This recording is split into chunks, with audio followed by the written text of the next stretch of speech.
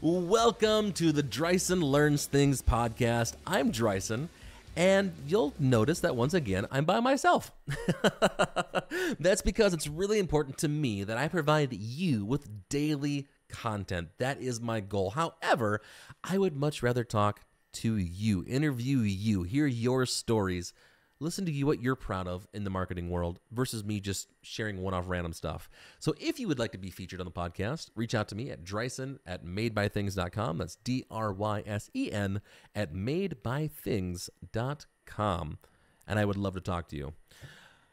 Kind of funny. I'm recording back-to-back episodes because I'm at Camp Mograph this week, and I just realized after like the 10th one that my suitcase is literally in the background of all these videos. So if you're watching on YouTube, laugh at me if you will. There's my suitcase. Today, I thought it'd be a really great idea to walk through what it's like to work with an animation studio like Made by Things, in case you're curious. So typically, the process, we recommend that all of our clients, all the new clients to us, go through what we call the Discovery Workshop. Now, the Discovery Workshop is basically our way to partner with your internal marketing department. We make sure everyone's on the same page. We identify goals. We take a look at what your competitors are doing, what you're doing, and ultimately, we're trying to find the missing pieces, the weak spots of your customer journey, so we can suggest content to fix those sales funnel gaps. That way people stop falling out of the process and they move along until they make an action with your company, hopefully becoming a customer. That is what the Discovery Workshop is. It's finding and identifying those essential pieces of content that you're missing. We recommend everyone goes through that because it makes us become very intimately familiar with your brand. And while we can't just be a production resource, if you're like, hey, we've got an idea, we want you to make the thing, we can totally make the thing. We're good at making the thing. But if we can really be a partner and understand your brand and be like intimately familiar with it, it's a lot easier to make content that sells it. So we recommend everyone goes through it. But once you go through the Discovery Workshop, what happens next? You pick the project, we're going to go forward. The first idea is to come up with the story. What are we trying to do and how do we inspire curiosity? Now, there's a few things I want to talk about real quick, and that's, for example, we like the mentality of show, don't tell. We really like telling stories that you don't need to have a voiceover saying, this is Bob, Bob does this. We'd much rather you watch something and feel emotionally connected to it, even if it means not having a voiceover at all. That means we found a good story. The other thing is we want to make sure that whatever the story we're following is that your company, your brand is not the hero. It sounds a little backwards, but we want you to be the mentor, the guide, and help the hero, i.e. your customer, accomplish their goals, their missions. I've said this in the webinar, I've said this 100 times, but if this is Star Wars, we don't want you to be Luke Skywalker. No, we want you to be Obi-Wan Kenobi. We want you to be Yoda, giving the hero, your customer, the tools, the skills, the knowledge, the expertise that they need to accomplish their mission. So show, don't tell, and don't be the hero. Once we have the story in mind, we take it and we create what's called a visual treatment or a script. It's basically the words that are going to be said paired with the actions that are going to be happening. With that approved and locked down, we moved into what is called the mood board phase. Now, mood boards are basically Pinterest pages, if you will, a collection, a collage of ideas and looks and styles and treatments so we can see exactly what it is we want to create and how this thing could potentially look. With our mood board put together, we can start stealing inspiration, stealing ideas from that mood board. Then we dive into storyboards.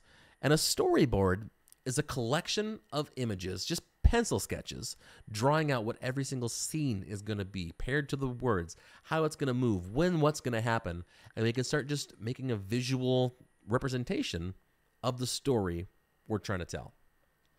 After storyboards come style frames. That's taking one of those frames as if it was a finished frame of your final video. What does it look like? What are the colors? How are the shapes? What does it look like? And it's all locked down as a final. And then we share that with you. We say, hey, this is what it looks like. This is what the goal is. What do you think? And again, this entire process is highly collaborative the entire way through. But after we get approval on the storyboard and the style frames and everything else, that this is the way we want to go, we dive into production. This is a lot of fun because there's multiple ways you can do just about any video. And this is all, again, figured out in pre-production, the storyboard and style frame ways. But is it going to be a live action video where we're taking the best cameras and people and everything else? Is it going to be 2D animation where we're doing flat vector images or abstract things? Is it 3D where we're modeling characters or modeling things and lighting and texturing and rendering? But once we figure that out, we basically have to make whatever it is we have to make. If that's making footage, we go record it. If it's making 3D stuff, we model it, we shape it. If it's making 2D things, we draw it and illustrate it. We make it all happen. Once those assets are created, then we can move into the animation phase where we have to lay keyframes and make things move and give it character and personality. And there is so much science that goes into a brand and movements here, because if your brand is like fun and inspirational or like fun and peppy, you want it to be cartoony and playful and bouncy and moving around in joyful ways. But if it's a little more casual and laid back or even grungy, you want it to be a little rough around the edges. You want it to be a little just, unpolished to get that feeling through to it. I think the Spider-Man Into the Spider-Verse is a prime example of it's not perfectly smooth. It has little shudders and shakes, and that style gives it personality, and that personality can match your brand. Now contrast that with something that's very professional, very polished. It's going to be intentional with its movements. It's going to be smooth. And so thinking about these things, about how it moves, again, there's just a lot of science, and how something moves represents the personality of your brand. But once that's all done, once it's animated, then we go through and do sound design. Now, there's something to be said that good audio can save terrible video. Absolutely. But bad audio can wreck a perfect video. Super easy.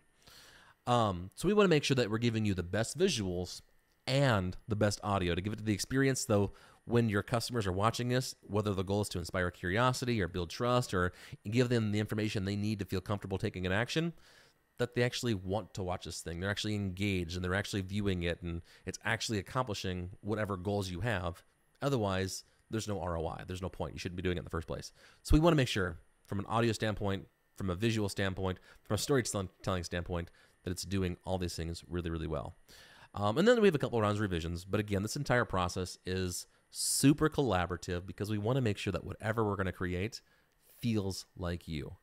Now, can we just be like, yo, make me the thing, we'll see you in the backside? Yes, we can be a production resource like that for you.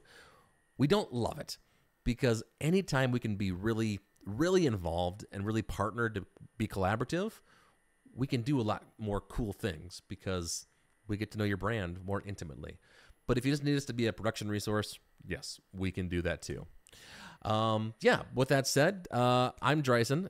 Today's episode is sponsored by the Made by Things Discovery Workshop. I talked about it earlier, so I don't need to recap it right now, but just know that if you are a marketing person, if you have a campaign or an initiative or a project that you've worked on that you're really proud about, and you want an opportunity to brag about your company and the work that you've done, hit me up, because I don't want to just talk on camera by myself. I'd rather interview you and learn from you, because this is Drysen Learns Things, not Drysen Talks randomly for 10 minutes. So, again, thank you so much for watching. I appreciate you, and have yourself a fantastic rest of your day. Drysen Learns Things is brought to you by the Discovery Workshop from Made by Things. If you are looking for a content partner to help you brainstorm, set goals, and create content that truly resonates with your audience, check us out at madebythings.com/discovery.